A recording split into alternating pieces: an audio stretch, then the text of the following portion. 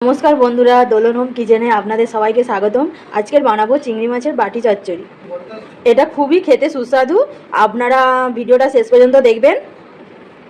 200 চিংড়ি মাছ আর গরম জল করে নিয়েছি সসপ্যানে। এই গরম জলের মধ্যে চিংড়ি মাছটা দিয়ে দেব। গরম জলে দেওয়ার পরে কি সুন্দর লাল হয়ে যাচ্ছে, এরপর আমরা ছাড়িয়ে নেব। গরম জলে দিলে এটা তাড়াতাড়ি ছাড়ানো হয়ে যাবে। রেখে দেওয়ার পর একটু পরে ছাড়াবো। ছাড়িয়ে নেব।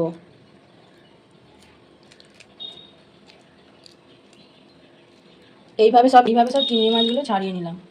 আদা বেটে নেব। আদা বাটা হয়ে গেছে। এরপর পেঁয়াজটা বেটে নেব। পেঁয়াজ বাটা হয়ে গেছে, এবার তুলে নেব। আপনারা মিক্সিতেও বাটতে পারেন। এরপর জিরাটা বেটে নেব। বাটা হয়ে গেছে, এবার তুলে নেব। দিয়ে একটা পাত্র রেখে দেব। সসপ্যান নিলাম, এটা সসপ্যানে চিংড়ি মাছগুলো দিয়ে দেব। জিরা বাটা, আদা বাটা, পেঁয়াজ বাটা,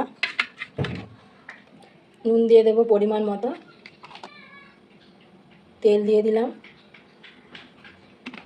তেলটা একটু বেশি করে দেবেন, নাহলে ভালো লাগবে না। হলুদ গুঁড়ো দিয়ে দিলাম। অল্প পরিমাণে লঙ্কা গুঁড়ো দিয়ে দিলাম। এরপর মিক্সড করে নেব। ওভেনটা জেলে এবার এটা বসিয়ে দেবো। ফুটে গেলে কম দেবো। একটু ফুটে উঠলে দমটা একটু কমিয়ে দিতে হবে। ফুটে উঠেছে, এবার আমরা একটু কমিয়ে দেবো আঁচটা।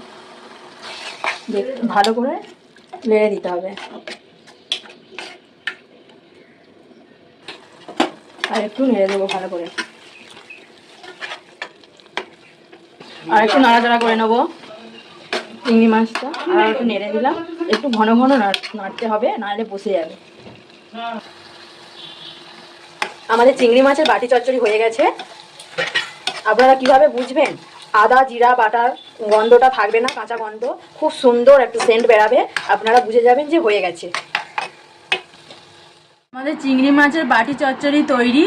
আপনারা বাড়িতে এইভাবে বানিয়ে দেখবেন, ভাতের সাথে খেয়ে ভালো লাগলে লাইক শেয়ার সাবস্ক্রাইব করবেন।